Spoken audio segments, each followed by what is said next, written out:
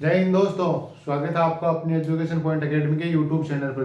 तो कल से दिल्ली पुलिस की एग्जाम स्टार्ट हो चुकी है और आपको पता होगा कि अब किस प्रकार से पेपर आ रहा है, किस प्रकार से नहीं आ रहा है। और मैथ का पेपर तो इतना इजी से आ रहा है कि इजी टू मॉडरेट है, ना कि मॉडरेट टू हार्ड की तरफ। ना कैलकुलेशन आ रही है, ना वो एकदम नॉर्मल सा आ रहा है। जो एसएससी अब तक करवा रही थी वही है, बस उसी टाइप के क्वेश्चन आ रहे हैं, उसी टाइप के आराम से क्वेश्चन हो पा रहे हैं। अब देख लो, आपको मैंने जो बताया था उसी के हिसाब से चलना पड़ेगा। आपको मैंने जो स्ट्रेटेजी बताई थी उस हिसाब से चलोगे, चले इतने दिन उस हिसाब से चले तो आपको कोई दिक्कत नहीं होगी।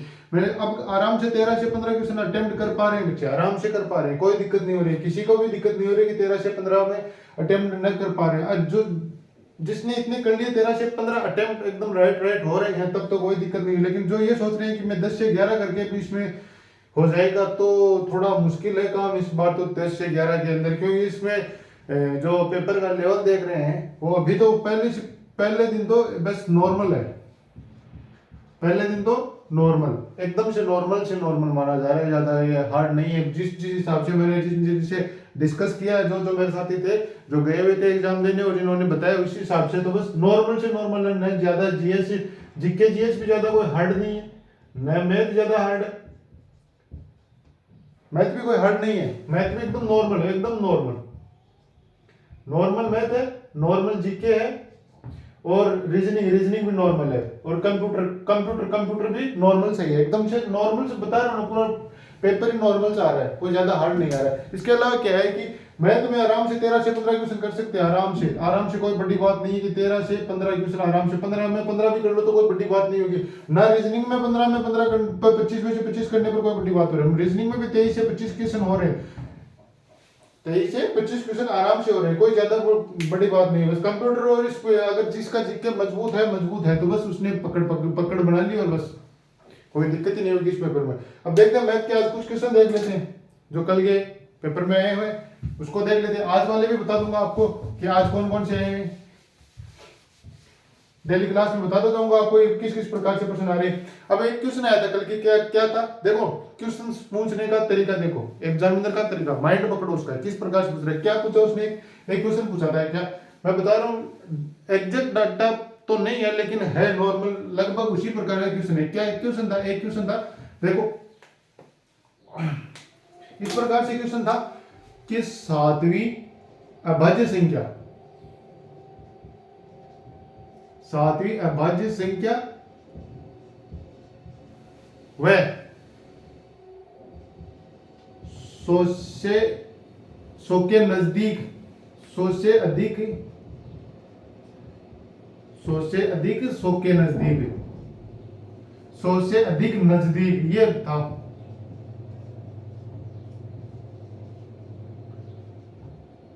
अभाज्य संख्या का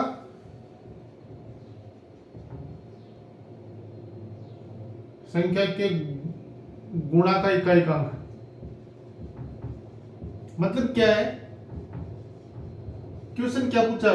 अब ये देखो, ये क्वेश्चन क्या पूछ रहा है, 7वीं अभाज्य संख्या एवं 100 से अधिक और 100 के नजदीक हो। जो 100 के नजदीक अभाज्य संख्या के, इन दोनों के, ये दोनों अभाज्य संख्या हो गई। 7वीं अभाज्य संख्या कौन सी होगी। ये पहले तो ये देखो, अभाज्य संख्या स्टार्ट कहां से होती है, क्या 1 से होती है, क्या 0 से होती है, या 2 से होती है, किस से स्टार्ट होती है। बस कई बार तो यही कंफ्यूज में रह जाता है, किस से स्टार्ट होती है अभाज्य संख्या, कौन से नंबर से स्टार्ट होती है, कौन सी अभाज्य संख्या होती है। इसमें कुछ चीजें हैं वो ध्यान रख लेना आप, कुछ चीजें हैं इस क्वेश्चन में, वो चीजें ध्यान रख लेना।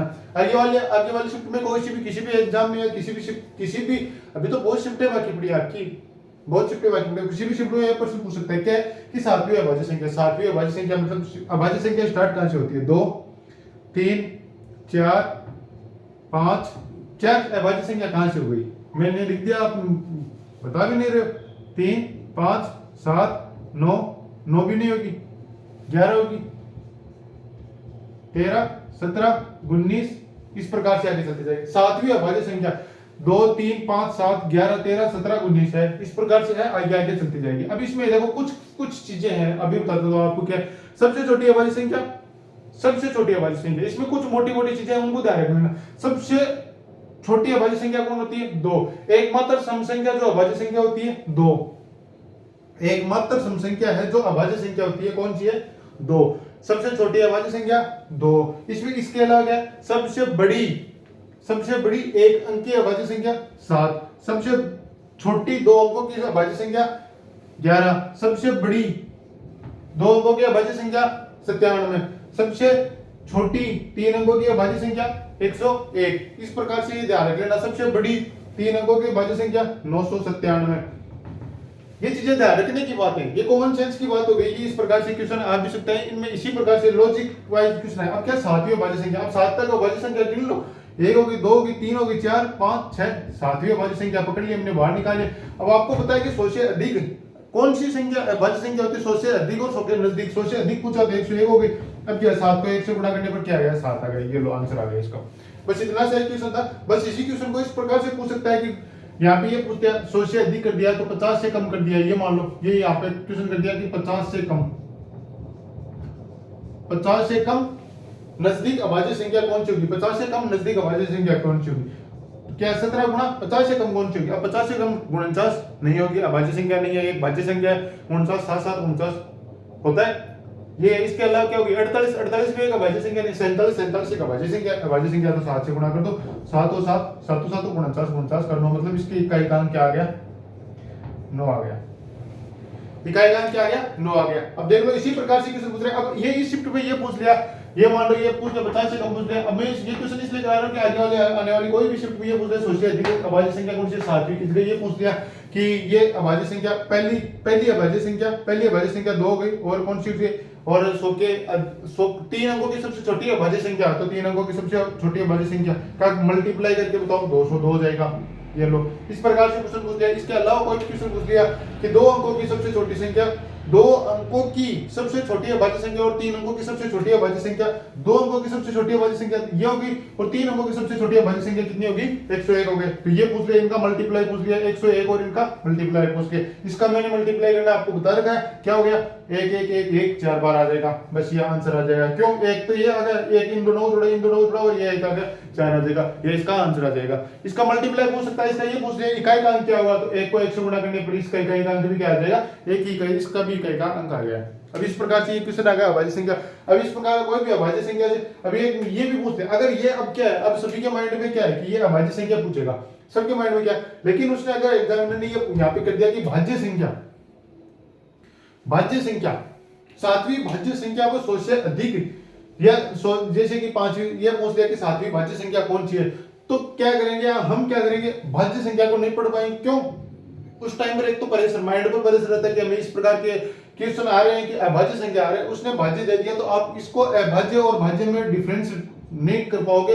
इसलिए ध्यान रख लेना, भाज्य संख्या दे तो भी ध्यान रखना, अभाज्य संख्या दे तो भी ध्यान रखना। ये चीज बहुत ध्यान रखने की बात है, इसी में गलती हो जाती है। फिर आप करते होगे अभाज्य संख्या और ऑप्शन में जरूर मिलेगा वो आंसर जो अभाज्य संख्या से आप करके आओगे, उसी एग्जाम करते ही जो आंसर मिलेगा पहले वही मिल जाएगा, आप टिक लगाओगे और राजी हो क्या होगे, मैंने ये कर दिया, फिर आंसर की में मिलाते फिरोगे, ये क्या हो गया, ये क्या हो गया, इसमें कोई मतलब नहीं रखेगा बाद में। इसलिए कह रहा हूं कि पहले ध्यान रखो। इसके बाद आगे देखते हैं कोई आगे का क्वेश्चन।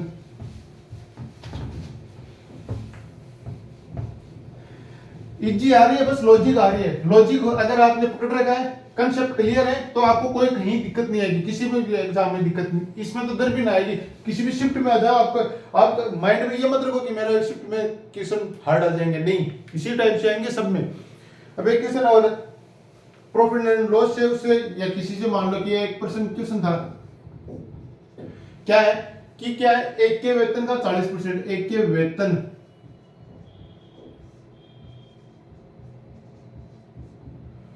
वेतन का 40% वह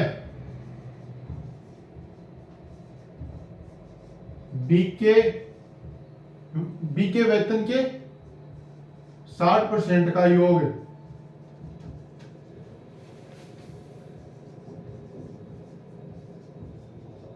बी के वेतन का 120% है।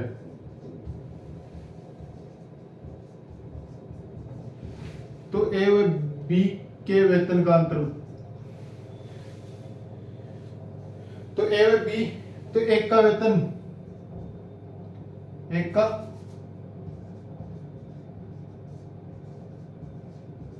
बी के वेतन से कम या कितना कम, या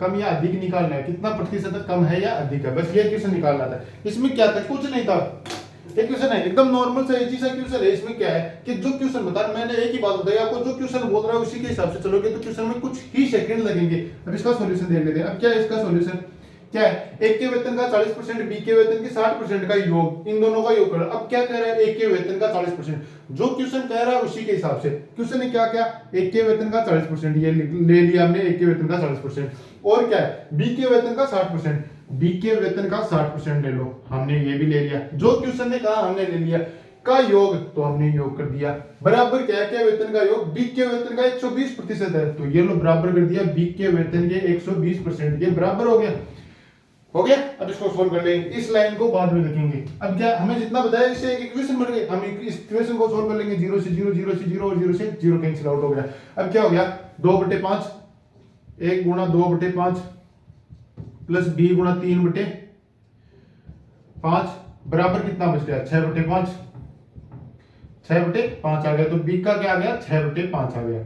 अब इसको सोल्व करना है, बस क्या करना है, सोल्व करना है। अब क्या हो गया, 5 और 3 और 2, इसका लघुत्तम क्या लिया, 5 ले लिया, इन सब का ले लिया, तो क्या हो गया 2, ये 3 आ गया, उधर चला जाएगा, क्या आएगा 2a बराबर क्या हो गया 3b, 2a बराबर 3b हो गया, तो a/b का मान कितना हो गया, a/b का मान क्या हो गया 3/2 आ गया।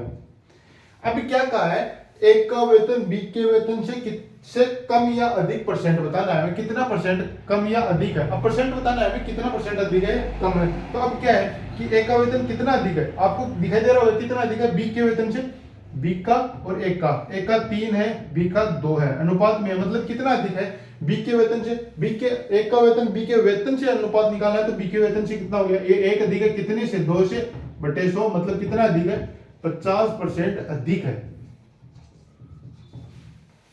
अगर ये दिया हुआ है कम या अधिक है, तब तो ये दिया हुआ है कि 50% अधिक 50% कम, इस प्रकार से क्वेश्चन में आएगा कि ऑप्शन में ये मिल जाएगा आपको, ए ऑप्शन मिलेगा 50% अधिक, 50% अधिक, बी ऑप्शन मिलेगा 50% कम, ये भी मिलेगा और ये भी मिलेगा, दोनों मिलेगा। अब ध्यान रख लेना, इन छोटी छोटी चीजें हैं जिनको आपको ध्यान रखना ही पड़ेगा, आपके ही ऊपर ये दायरामदार रहेगा कि आपको उस टाइम पर आप कौन सा क्वेश्चन करते हो। और मैं तो मान रहा हूं कि ये क्या 25 क्वेश्चन रीजनिंग के, 15 क्वेश्चन मैथ के, टोटल 40 क्वेश्चन ही तो है जो टाइम खा रहे हैं, बाकी आपके 60 क्वेश्चन तो टाइम खा ही नहीं रहे, आपके पास 90 मिनट है, 90 मिनट है आपके पास, बहुत टाइम होता है, बहुत टाइम होता है। 60 क्वेश्चन का अगर 1 मिनट भी, 60 क्वेश्चन है आराम से कर लोगे इनको, तो इनमें कोई दिक्कत नहीं आएगा, बस पढ़ा, और अगर आपने पढ़ा हुआ है तो आप टिक लगा दोगे, अगर नहीं पढ़ा हुआ तो फिर आप उसके में 5 मिनट लगाओ चाहे 10 मिनट लगाओ, इन क्वेश्चन का आराम से आपको टाइम मिल जाएगा, कोई दिक्कत नहीं आएगी, एक एक मिनट आराम से दे सकते हो इन क्वेश्चनों का, आराम से, अगर एक क्वेश्चन में 1 मिनट दे दी तो आराम से हो जाएगा क्वेश्चन, कोई दिक्कत नहीं आएगी। अब देखते हैं आगे क्वेश्चन, ये तो आ गया होगा समझ में आपके, इसी प्रकार से आ रहे, कोई न ज्यादा हार्ड आ रहे हैं न ज्यादा इतना भी नहीं आ रहा कि आपको देखते आ जाए। और हाँ, ये मेंसुरेशन जो टॉपिक है उससे तो ज्योमेट्री मेंसुरेशन, उससे तो क्या है कि फॉर्मूले बेस्ड क्वेश्चन आ रहे हैं, आपने फॉर्मूले लगाए और क्वेश्चन का आंसर आ गया। जैसे मैं ये बता रहा हूं, एक क्वेश्चन है, एक तार को पिघलाओ, पिघलाने का मैंने बताया रखा है आपको क्या होता है, हाँ पिघलाने का बता रहे, तार को पिघलाकर, ये मान लो ये क्वेश्चन आ गया, पिघला,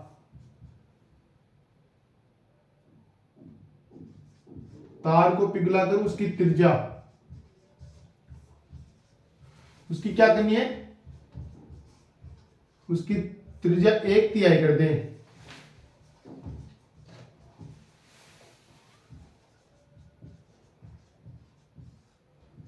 तो आयतन में अंतर पूछा है, ठीक है क्वेश्चन है। अरे कोई तार है कोई तार मतलब क्या होता है, तार, ये तार है, मान लो ये तार के रूप में है, ये छोटा सा तार है, इतना ही तार है, तार का टुकड़ा है। अब ये तार क्या, तार किस रूप में माना जाता है, तार क्या तार किस प्रकार, इसी प्रकार से तो होता है, अरे इसी प्रकार से तो लंबा हो जाता है तो तार हो गया। अब ये क्या, बेलन के रूप में हो गया, त्रिज्या आ गई, हाइट आ गई, तार का मतलब समझ गए आप, तार का मतलब क्या हो गया, बेलन है, तो बेलन है तो तार के पिघलाना, उसकी त्रिज्या 1/3 कर दे तो आयतन में अंतर बताओ। अब आयतन देखना है, पहले तार का आयतन क्या था, πr²h। अरे फॉर्मूले तो याद है ना आपको, अगर ये फॉर्मूले याद नहीं तो एक आधा क्वेश्चन आपको आते आते गलत हो जाएगा, आपको पता है कि इसमें ये फॉर्मूला लगाना और क्वेश्चन हो जाएगा, लेकिन आपको अगर फॉर्मूला याद नहीं रहा तो आपको क्वेश्चन गलत हो जाएगा। अब क्या है, ये पहले आयतन है ना, उसके बाद क्या त्रिज्या को क्या करना है, त्रिज्या को क्या करना है, मानो ये है कि आयतन है v, वॉल्यूम है va है, पहले है क्या है ये, बिना पिघलाने के पहले ये आयतन है, इसके बाद का आयतन क्या है कि पाई आर क्यूब एच आ गया। मानो त्रिज्या, त्रिज्या को क्या कर दिया हमने, त्रिज्या को 1/3 करना है तो r/3 कर दिया, ये लो r/3 का क्यूब आ गया। एक तिहाई करना है, एक तिहाई कर दे तो आयतन में, तो अब ये क्या है, ये है तो पाई का पाई रह गया, आर का आर क्यूब हो गया, एच का एच आ गया, बट्टी का आ गया, 3 का square, pi R square H है, स्क्वायर है, ये आ गया स्क्वायर एच आ गया, तो 3 का क्या हो गया 9, तो मतलब वॉल्यूम कितना बढ़ गया, 9 गुना बढ़ गया। अगर उसकी वॉल्यूम क्या हो गया, 9 गुना बढ़ गया। अगर उसकी त्रिज्या को 1/3 कर दिया जाए तो उसका वॉल्यूम कितना बढ़ गया, अरे उसका वॉल्यूम कितना बढ़ गया, 9 गुना बढ़ गया, 9 गुना ज्यादा हो गया। अब बस इसी प्रकार से क्वेश्चन आ रहे, आपने अगर कंसेप्ट क्लियर है, फॉर्मूला आ रहा है, तो क्या करना है, r/3 करना है, 3 का स्क्वायर कितना 9, 9 इधर चला जाएगा, वॉल्यूम में मल्टीप्लाई हो जाएगा, मतलब इसकी इसमें कहने का मतलब क्या, r स्क्वायर है, ये भी स्क्वायर ही है। अब इसमें कहने का क्या मतलब है, अब देखो इसको ये कहना क्या चाह रहा है, अगर त्रिज्या है ये r थी, इसको हमने क्या कर दिया, r/3 कर दिया, r का मान ही तो, r का मान ये कर दिया, पहले ये क्या थी, r थी, r का मान कितना करना है, 1/3 करना, एक तिहाई कर दिया, इस त्रिज्या का मान कितना करना है, r/3 करना है, ये r/3 हमने कर दिया, इसमें क्या दिक्कत है, कोई दिक्कत नहीं। अगर हमने r/3 ये मान लो ये पहले का तार था, इतना ही तार है, इसको हमने पिघलाया और इस तार को इस प्रकार में बदल दिया और आयतन सेम रख दिया हमने, जितना आयतन था उतना का उतना, जितना पिघलाने के बाद उसका मटेरियल मिला हमें, उससे हमने फिर से उसी तार बना दिया, उसकी बस मोटाई थी वो कम कर दी, तो ये इसका आयतन कितना हो गया, इसका आयतन क्या था, पाई आर स्क्वायर एच। अब इसका आयतन कितना है, मतलब त्रिज्या अगर कम होगी तो एच का मान बढ़ जाएगा, या आपसे ये भी पूछ सकते हैं कि एच का मान कितना बढ़ा, हमें एच का मान कितना बढ़ाएगा, इसका आयतन का मान 0 हो जाए, लेकिन इतना गहराई पर तो जाएगा नहीं, तो क्या सीजीएल वालों के चला जाएगा, फिर भी चला जाए, लेकिन इसमें दिल्ली पुलिस में नहीं जाता। और ये एक बार देख लो, क्या पता पूछ भी ले, क्या है कि इसमें त्रिज्या का मान अगर बढ़ रहा है तो एच का मान कम होगा, त्रिज्या का मान बढ़ रहा है एच का मान कम हो जाएगा, त्रिज्या का मान बढ़ रहा है एच का मान कम हो जाएगा, ये पूछ लिया कि एच का मान कितना बढ़ाएं, तो 9 गुना कर दो, 9 गुना हो जाएगा, मतलब उसकी वो वॉल्यूम है उसका 9 गुना हो जाएगा, वॉल्यूम जितना होगा उतने ही एच का मान आ जाएगा, बस ये ध्यान रखिएगा, बस इतना सही है, तो ज्यादा कोई कंसेप्ट वाली बात नहीं है। अब देखते हैं आगे क्वेश्चन, इसी प्रकार से पूछ रहा है, जैसे शंकु का पूछ दिया, शंकु का आयतन कितना है, शंकु का आयतन क्या है, इसमें क्या है, शंकु का आयतन पूछ गया, क्या 1/3 पाई आर स्क्वायर एच है। अब इसमें क्या दे दिया, एच का मान दे दिया। शंकु को देख लो एक बार, शंकु से क्वेश्चन बहुत बार पूछे जाते हैं, शंकु को आप देख ही लो, शंकु से बहुत क्वेश्चन पूछे जा रहे हैं, तो आप इसको देख लो, ये शंकु है, ये शंकु है, शंकु के एक बार फॉर्मूले याद कर लो। शंकु का फॉर्मूला क्या है, ये क्या हो गई, इसकी त्रिज्या हो गई, ये इसकी हाइट हो गई, ये इसकी क्या हो गई, लंबाई हो गई, क्या हो गई, तिर्यक लंबाई हो गई। अब क्या है, इसमें पाई आर स्क्वायर है, अब इसमें क्या देता है, त्रिज्या का मान देते हैं, जैसे मान लिया 3 दे दिया या 4 दे दिया, कोई भी मान लो, 3 दिया देते 3 मान लो या 4 मान लो, 4 मान लिया, हाइट का मान दे दिया 3 दे दिया, तो एल का मान पूछ लेगा कितने है, 5 है। पाइथागोरस फॉर्मूला लगा दो, क्या होता है, एल स्क्वायर बराबर H square plus R square. तिर्यक ऊंचाई ज्ञात करने का सूत्र भी आपको याद होगा कि शंकु में तिर्यक ऊंचाई याद करने का सूत्र भी होता है, एल स्क्वायर बराबर H square plus R square. इसी के अलावा इसी के अंदर क्या पूछ लिया, इसका मान पूछ लिया, इसमें क्या पूछ लिया, आयतन पूछ लिया, ये आयतन पूछ लिया आपसे। इसी प्रकार अब आप बस क्या है, शंकु के फॉर्मूले याद कर लो, अगर ये चित्र याद रहेगा तो आप लगभग कर लोगे। इसमें क्या है, एक शंकु में ये भी पूछ ले, शंकु में ये भी पूछ ले, वक्र पृष्ठ का क्षेत्रफल कितना होगा, वक्र पृष्ठ का क्षेत्रफल, आधार का क्षेत्रफल कितना होगा, आधार का पाई आर स्क्वायर हो जाएगा, क्यों ये एक वर्ग के रूप में बन जाएगा, तो वर्ग के रूप में बन जाएगा, उस हिसाब से ले लेना। अब देखते हैं आगे क्वेश्चन जो आए हुए हैं वो क्वेश्चन कर लेते हैं।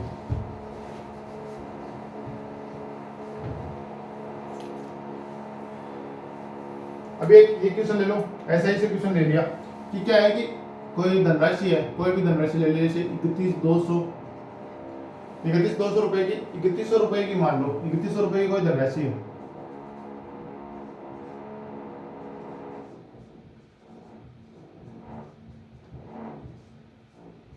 ए व बी को उधार दी,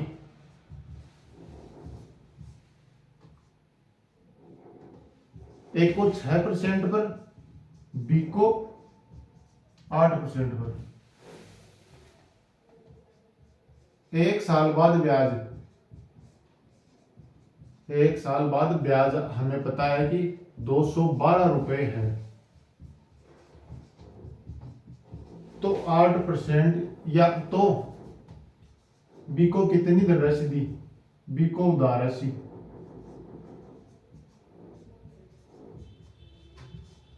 बी को उधार राशि कितनी दी ये पूछा। ये क्वेश्चन में क्या पूछा है कि उधार राशि कितनी दी। इस क्वेश्चन को क्या करना है, शॉर्ट से शॉर्ट करना है, तो बस इतना ही करना है। क्या क्या दे रखा है हमें, 3100 रुपए की धनराशि दे रखी है। इसने क्या दो जनों को बांटी, एक को 6% के हिसाब से, एक को 8% के, ए और बी को 6 और 8% के हिसाब से इसने बांट दिया। अब क्या करना है, 6 और 8% के हिसाब से बांट दिया और दोनों को ब्याज कितना प्राप्त हो रहा है, 212 रुपए प्राप्त हो रहा है, 212 रुपए प्राप्त हो। अब हमें करना क्या है, 1 साल बाद प्राप्त हो रहा है, मतलब हमें टाइम भी दे दिया, दोनों को समान टाइम भी क्या सेम है, तो टाइम सेम है। तो अब ये कर दो कि हमने मान लिया इसको x राशि मिल रही है, इसको अगर x रुपए मिल रहे हैं उधार, तो इसको 8% वाले को कितने राशि उधार मिलेगी, तो इसको कितनी मिलेगी, टोटल कितनी थी 3100 में से x का कैंसिल आउट कर दो, इतनी राशि मिल जाएगी। अब इसमें क्या लगा दो, ऐसा ही वाला फॉर्मूला लगा दो, क्या है 6% x की प्लस 6% हो गई x की, इसमें क्या है y की, क्या एक की हो गई 6% और b की कितनी है 8% है, 8% है तो 8% हो गई बी की, तो कितना होगा 3100 माइनस एक्स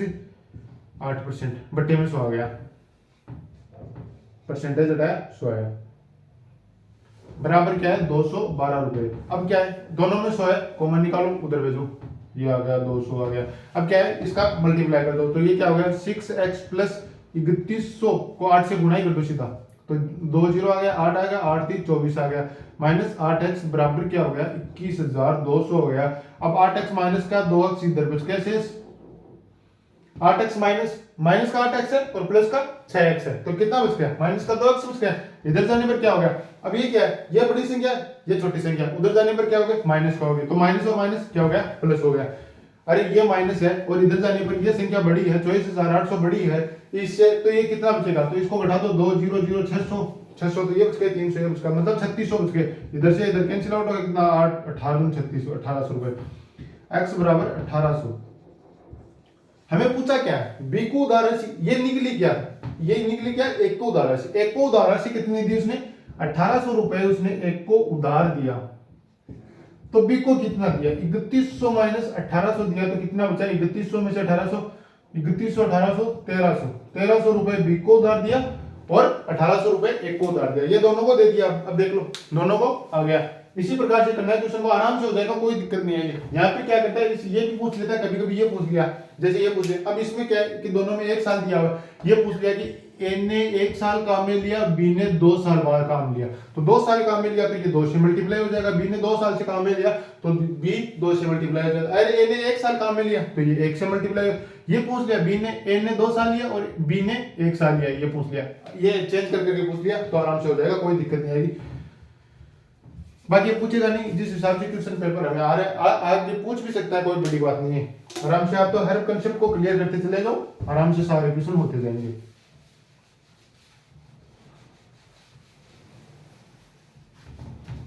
इजी आ रहा है, बहुत इजी आ रहा है, आराम से हो जाएगा आपका, इस बार आराम से कन्फर्म है।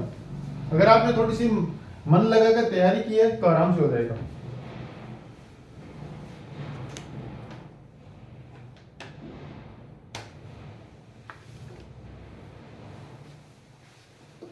एक क्वेश्चन जैसे कि ये है कि एक क्वेश्चन हो रहा है इसी प्रकार से जो मैंने अभी पूछा, ये ऐसे मतलब था, लेकिन अब क्या परसेंटेज एक क्वेश्चन हो रहा है, एक क्वेश्चन और था, क्या था कि 2,25,000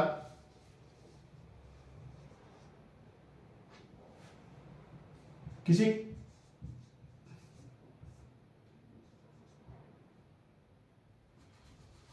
शहर की जनसंख्या है,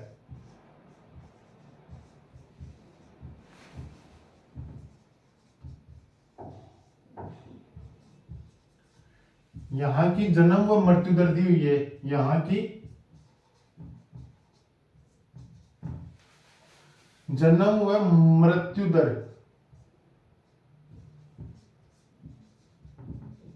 जन्म व मृत्यु दर क्रम से कितनी दे रखी है 9% व 7% हो, तो एक साल बाद जनसंख्या क्या होगी?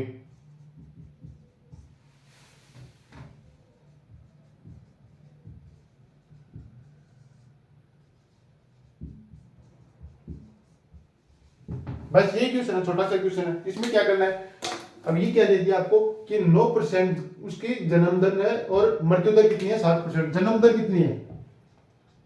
अरे मतलब 100 लोगों पर 9 आदमी तो हर साल के जन्म ले रहे हैं, और मर कितने रहे हैं? अगर 100 आदमी हैं उनमें से 7 लोग मर जा रहे हैं और 9 लोग जन्म ले रहे हैं, तो वृद्धि कितनी की? 2% की होगी। वृद्धि कितनी की? 2% होगी। तो हमें क्या निकालना है? 2,25,000 है। बस इसको क्या करना है, कितनी की वृद्धि हो रही है? 2% की, तो 102% निकाल दो। ये लो, 2 से 2 कैंसिल आउट हो गया, 25,000 है। हाँ ये कर लो, एक ही बात है, चाहे कोई सा कर लो, इसी प्रकार कर लो, जो लिख दिया उसी हिसाब से कर लेंगे। 225 गुना 102, अब इसको मल्टीप्लाई करना है, अब इसको मल्टीप्लाई करना सीधा सीधा है। अब देखो पहले तो क्या है, इसको सीधा सीधा करो कि 10। ये देखो कि ऑप्शन है, चारों ऑप्शन है, ए बी सी और डी। इसमें देखो कि इकाई का अंक मिल रहा है या नहीं। अगर किसी का इकाई का अंक 0 आ रहा है और अगर 3 ऑप्शन में इकाई का अंक 0 नहीं आ रहा है, तो हमारा ऑप्शन सीधा हो जाएगा। अगर नहीं मिल रहा है तब तो हमें पूरा करना ही पड़ेगा मल्टीप्लाई। हम मल्टीप्लाई भी कर लेंगे, इसमें क्या बड़ी बात है। क्या है, 225 गुणा 102 है। अब क्या है, 102 को सीधा तो आएगा नहीं, ये तो हो भी जाएगा। क्या है, 102 को 5 बार, 5 दूनी 10, ये कितना हो गया? 500, 510 हो गया। 51 हाथ आ गई। 204, 204, 255, 5 25, 204 और 25, 2 2 9, मतलब 950 हो गए। अब ये जनसंख्या आ गई, क्या आ गई? 22,950। एक साल बाद उसकी जनसंख्या में वृद्धि हो जाएगी। आफ्टर 1 ईयर, एक साल बाद, 1 ईयर बाद जनसंख्या कितनी हो गई? 22,950 हो जाएगी। इसी प्रकार से क्वेश्चन आ रहे हैं, ये छोटा छोटे क्वेश्चन आ रहे हैं। इसमें क्या है, इसमें वृद्धि करनी है, हमें कितनी दिखाई दे रही है? 2% की दिखाई दे रही है। इतना आपको लिखना ही नहीं है, 2% की वृद्धि हो रही है। इसका 1% कितना होगा? 1% देख लो, 1% कितना होगा? 225 रुपए होगा। सीधा बताओ, अरे 2,2500 रुपए है, इसका 1% देख लो। 2% की हमें वृद्धि करनी है, 1% देख लो। 1% किया मतलब 2 जीरो हटाने, 2 जीरो हटाए तो कितना का? 225। 225 को एक बार 2 से गुणा, 225 को 2 से गुणा करने पर 25 दूनी 50 और 2 का आगे 4, इसमें जोड़ दो, इसमें ऐड करेंगे तो क्या आएगा? 2 2 2 2 9 5 और 0, सीधा सीधा भी आ जाएगा। ये लो, बस इतना ही करना है, एक स्टेप में क्वेश्चन हो जाएगा। कुछ ही सेकंड में लगेंगे, 1 मिनट तो इस क्वेश्चन में लगेगी भी नहीं। अब देखते हैं आगे क्वेश्चन। इसी प्रकार आ रहे नॉर्मल से नॉर्मल क्वेश्चन आ रहे हैं, ना कोई ज्यादा आपको टाइम लगेगा, ना ज्यादा कैलकुलेटिंग है। बस कंसेप्ट क्लियर है, क्वेश्चन हो गया। कंसेप्ट क्लियर है, क्वेश्चन हो गया। बस इतना ही टाइम लगेगा, इससे ज्यादा कोई टाइम लगेगा आपको क्वेश्चंस को करने में।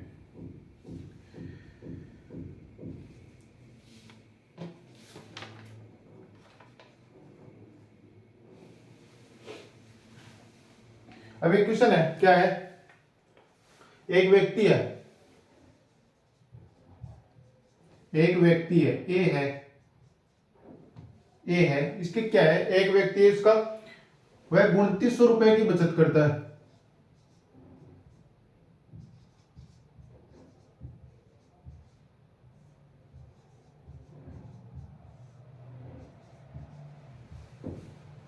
साल में, ये आ गया कि वो 2900 रुपए की एक साल में बचत करता है।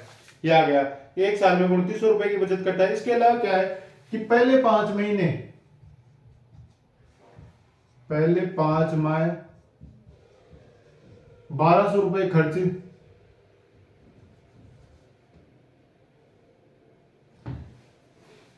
पहले 5 माह का औसत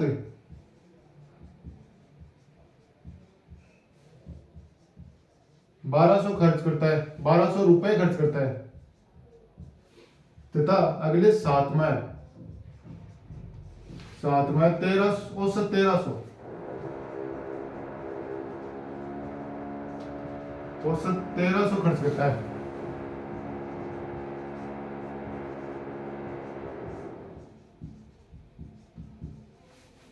तो अब क्या दे दिया? बचत दे दी और खर्च दे दिया। तो आए तो आय क्या होगी। बस ये इतना सही क्वेश्चन है। अब इसमें क्या है, और आजकल क्वेश्चन किस प्रकार से पूछता है, परसेंटेज से भी उठा लिया, औसत से भी उठा लिया, और जो क्या है रेशियो से भी उठा लिया। हर क्वेश्चन को इसे एक तरह से मर्ज कर रहा है, क्वेश्चन सॉल्यूशन करवा रहा है। मतलब कि इसके तीनों टॉपिक क्लियर है तो ही क्वेश्चन कर पाएगा, नहीं तक क्लियर नहीं कर पाएगा। अब क्या है 2900 रुपए की बचत क्या आय, हमें पूछा क्या आय पूछा, क्या दिया बचत दिया हुआ और क्या दिया खर्च दिया। तो आय बराबर क्या होता है, आय मतलब आप जितना लाए, आपने जितना कमाया, आय लाने के बाद जितना खर्च हो गया उतना हो गया, इसके बाद जितना बच गया वो बचत हो गई। आय बराबर औसत खर्च प्लस बचत। अब क्या है 5 माह का औसत, औसत कितना है 1200 रुपए। 5 माह उसने काम किया और 1 महीने का लगभग औसत क्या है 1200 रुपए वो बचा रहा है। तो 5 माह का कितना टोटल रुपए होगा, कितना रुपए बचा लिया उसने, 6 रुपए उसने खर्च कर दिए। इसके अलावा क्या है, इसके अलावा क्या है कि 7 माह का औसत, 7 माह वह औसत लगभग मतलब इतने इतने 1 महीने का औसत है 1700 रुपए वो बचा रहा है। तो 7 महीने में उसने कितना होता है 13 6 13 7 13 7 91 हो गया।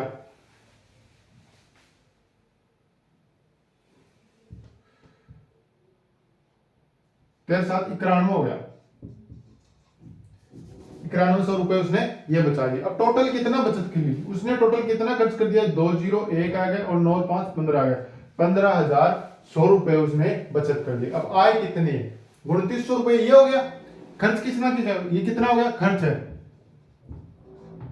अरे ये खर्च ही तो है, जैसे ये खर्च कर दिया और ये खर्च कर दिया, 7 माह में 1300 रुपए खर्च कर दिया, मतलब खर्च कितना कर दिया इतना कर दिया। तो आय कितनी है, हमें पूछा क्या है आय पूछा है, आय कितनी हो गई, आय बराबर खर्च कितना कर दिया 15,100 रुपए उसने खर्च कर दिए, प्लस उसने बचा लिए कितने, बचत कितने की कर ली 2900 रुपए की उसने बचत कर ली, 2900 रुपए की उसने बचत कर ली। तो टोटल कितना हो गया, 2 0 की 2 0 आ गए, 9 और 1 10 का 10 हो गया, आगे आगे एक आ गई एक, तो जैसे 18, मतलब 18,000 रुपए उसकी टोटल आय है, उसमें से उसने 15,100 रुपए तो उसने खर्च कर दिए, अपने खर्चे कर लिए। इसके अलावा क्या किया उसने 2900 रुपए उसने बचा के रख लिए, अपनी बचत में रख लिया। इसी प्रकार से क्वेश्चन है, आराम से करना, जो क्वेश्चन कह रहा है उस हिसाब से चलो, आराम से क्वेश्चन हो जाएगा, चाहे कोई भी क्वेश्चन हो आराम से मिल जाएगा आपको, आराम से उसका आंसर मिल जाएगा। अब एक टाइम एंड वर्क से और कर ले कि टाइम एंड वर्क का किस प्रकार से क्वेश्चन आया, मैंने ये अब तो बता दिया परसेंटेज से किस प्रकार का आया और किस प्रकार से सब बता दिया। अब टाइम एंड वर्क का और बता दो कि किस प्रकार से क्वेश्चन आया। टाइम एंड वर्क का क्या है, नॉर्मल से नॉर्मल जो सबसे नॉर्मल क्वेश्चन हो रहा है वही आ रहा है। बस क्या है ये क्वेश्चन आया कि ए बी और सी 3 व्यक्ति हैं, ए किसी काम को 50 दिन में कर रहा है, बी उसी काम को 75 दिन में कर रहा है और सी उसी काम को 20 दिन में कर रहा है। 3 व्यक्ति हैं, 3 दोस्त हैं, 3 मिलकर ए किसी काम को करना स्टार्ट करते हैं। ए किसी काम को 15, जिस काम को ए है ना 50 दिन में कर रहा है, बी उसी काम को 75 दिन में कर रहा है, सी उन दोनों में से उसी काम को 20 दिन में कर रहा है। 4 दिन 7 काम किया, 4 दिन 7 काम किया,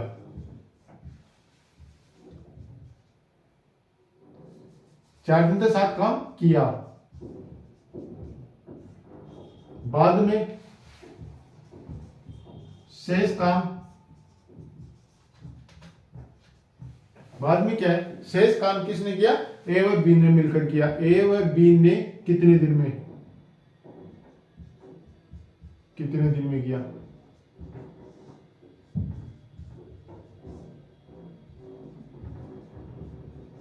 अब ये क्वेश्चन है आपसे, नॉर्मल सा क्वेश्चन है कि ए बी और सी 3 व्यक्ति हैं, ए ने 50% 50 एक दिन हुआ, एक दिन में 50 दिन में किसी काम को कंप्लीट करता है। बी क्या है, बी 75 दिन में उसके काम को करता है, सी को 20 दिन लगते हैं उसी काम करने को। उन्होंने 4 दिन 7 काम किया, 4 दिन तक 7 काम किया। इसके बाद क्या है, बाद में शेष काम ए व बी ने कितने दिन में किया, ये पूछ लिया कि ए व बी ने दोनों ने मिलकर शेष काम को कंप्लीट किया तो कितने दिन में किया। अब हमें क्या निकालना, क्या है ए बी सी है, ए बी और सी हमें दिया हुआ है, ये 50 दिन में कर रहा है, ये 75 दिन में कर रहा है, और ये कितने दिन में कर रहा है 20 दिन में कर रहा है। अगर ये 50 75 और 20 दिन में कर रहे हैं हमें तो पता है, तो इसका क्या आएगा लघुत्तम कितना आ रहा है 75 150 300 आ गया, 300 है कितनी बार 6 बार, 75 4 बार और 15 बार, ये आ रहा है 20 5 15, हाँ ये हो गया। अब क्या है कि 4 दिन तक कर रहे हैं, 4 दिन तक हमें काम करवाना,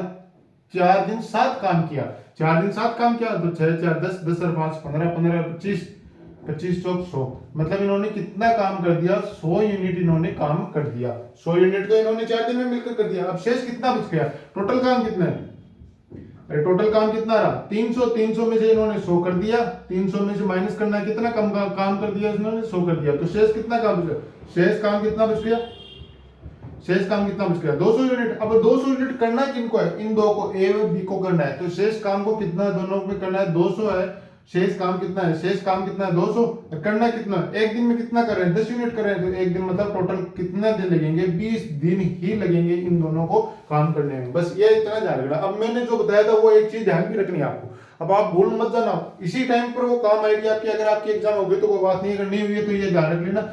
ये क्वेश्चन में ये पूछा ए और बी को कितने दिन लगे, ए और बी ने कितने दिन में किया, ये पूछ लिया तो आप क्या कहोगे 20 दिन में किया।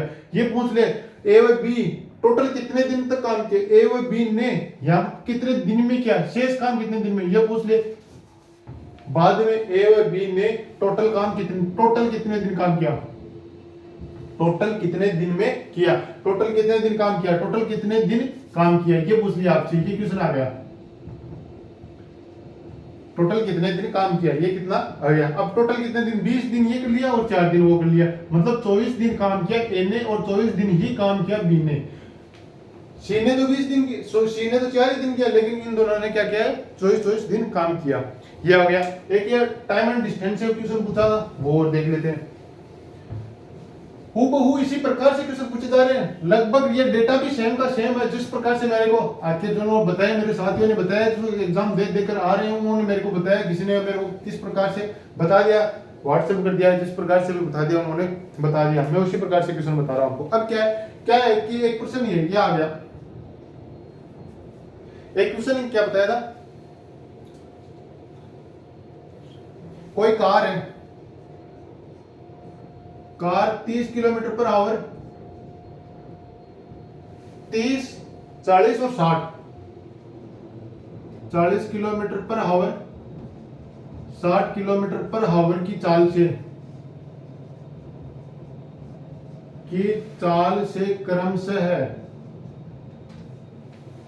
से क्रमशः 10 किलोमीटर, 20 किलोमीटर व 30 किलोमीटर की दूरी तय करती है।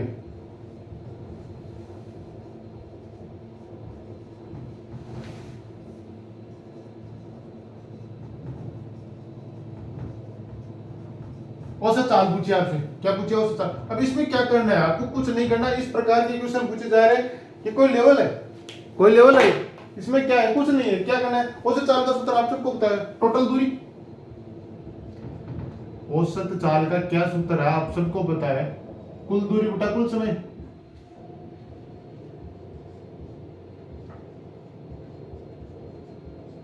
कुल दूरी बटा कुल समय आ गया औसत चाल। अब हमें पूछा क्या, औसत चाल ही पूछिए, तो कार की कुल दूरी कितनी होगी, 30 किलोमीटर यहाँ चली, 20 किलोमीटर यहाँ चली और 10 किलोमीटर यहाँ चली, टोटल इनको जोड़ दो तो क्या हो गया 10 प्लस 20 प्लस 30। अब क्या कुल समय हमें नहीं दिया तो क्या है, समय का मान क्या होता है, समय टाइम बराबर क्या होता है, टाइम बराबर क्या होता है डिस्टेंस बटा वेग। तो डिस्टेंस कितना हो रहा है, डिस्टेंस 10 किलोमीटर को तय करने में उसको कितनी टाइम लग रहा है, अरे 10 किलोमीटर को वो 30 किलोमीटर पर की स्पीड से चल रहा है तो उसमें टाइम आ जाएगा, प्लस 20 किलोमीटर की दूरी कितने की स्पीड से, 40 की स्पीड से, 30 किलोमीटर की स्पीड से कितनी, 30 किलोमीटर कितने की स्पीड से, 60 किलोमीटर की हिसाब से। अब इसको सोल्व कर दो और आंसर आ जाएगा। इसमें क्या है, आंसर में क्या है 30 और कितना होगा टोटल, ऊपर कितना होगा 60, 1/3 आ गया, प्लस ये कितना होगा 1/2 और ये कितना होगा 1/2, कितना होगा टोटल दूरी 60 हो गई, ये कितना होगा 1/3 प्लस 1 आ गया 4/3 आ गए, 4/3 आ गए, ये लो 4 एकम 4 2 5 15 गुणा 3 बराबर कितना हो गया 45 किलोमीटर पर आवर की स्पीड उसकी औसत चाल आ गई।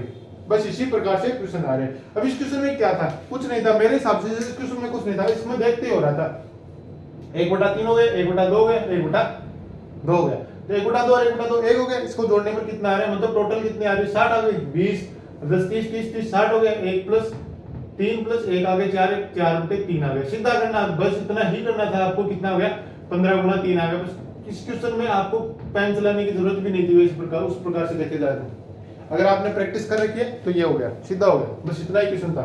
इसी प्रकार से क्वेश्चन पूछे जाते हैं। बस मैं कह रहा हूँ कि मेंसुरेशन के आप फॉर्मूले याद कर लो, क्षेत्रमिति के फॉर्मूले याद कर लो। जैसे हो गया शंकु हो गया, मैं सब बता रहा हूँ, शंकु हो गया, शंकु का आयतन हो गया, क्षेत्रफल हो गया, जो सारी इसमें जो भी पूछे जाते हैं, तेरी ऊंचाई का मान पूछ लिया, उसमें सब पूछ लिया।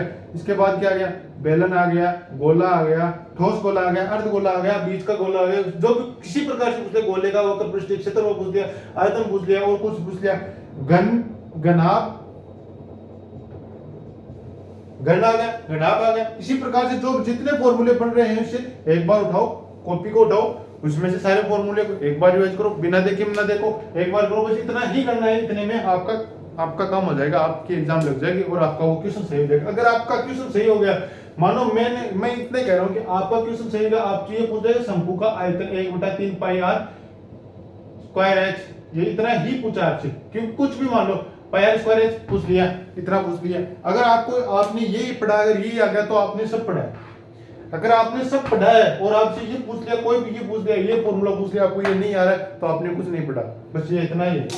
अगर आपने 3 घंटे दिए, जो आपने टॉपिक छोड़ा उसमें से एक चीज छोड़ दी, अगर 3 घंटे उसने पूरे टॉपिक को पढ़ा और 3 घंटे में आपने एक चीज छोड़ दी, अगर वही कुछ क्वेश्चन में आ गई और वो आपने छोड़ दी, मतलब क्या उसने आपको पूरा का पूरा टॉपिक ही आपने छोड़ रखा है, उसको किया ही नहीं। इस प्रकार से आप जो देख लो, आप अपने हिसाब से, अगर इसी प्रकार से क्लास आपको पूरी का एनालिसिस कराता रहूंगा, जिस प्रकार से मैथ का पूछा जा रहा है। अब मैं आज तो ये मैथ का लेकर कर रीजनिंग के भी लेके आऊंगा, कुछ क्वेश्चंस हैं जो जैसे कि नंबर सीरीज के क्वेश्चन आ रहे हैं, उस प्रकार से क्वेश्चन आ रहे हैं। एक दो आपको ट्रिक भी बताऊंगा किस प्रकार से आप रीजनिंग के क्वेश्चन को सही कर सकते हो, ज्यादा से ज्यादा क्वेश्चन को सही कर सकते हो, उस प्रकार कल रीजनिंग के भी लेकर आऊंगा और मैथ के भी, दोनों के लेकर आऊंगा। आज केवल मैथ है, कल दोनों के आएंगे। अगर इस प्रकार के आप इनसे जुड़ना चाहते हो तो अपने दोस्तों ज्यादा से ज्यादा शेयर करें, जिसके एग्जाम नहीं है उसको तो जरूर से शेयर करें, तो आपको पता लग जाएगा किस प्रकार के क्वेश्चन है उसमें पूछे जा रहे, किस प्रकार से आपको करना है, कितना टाइम देना है, कितना टाइम नहीं देना। अगर किसी क्वेश्चन में आप अटक रहे हो तो आपको उसमें ज्यादा टाइम भी नहीं देना है, आपको उस क्वेश्चन को छोड़ो, आगे निकलो, पहले आगे के क्वेश्चनों को अटेम्प्ट करो। इस प्रकार से आपको चलते रहना है।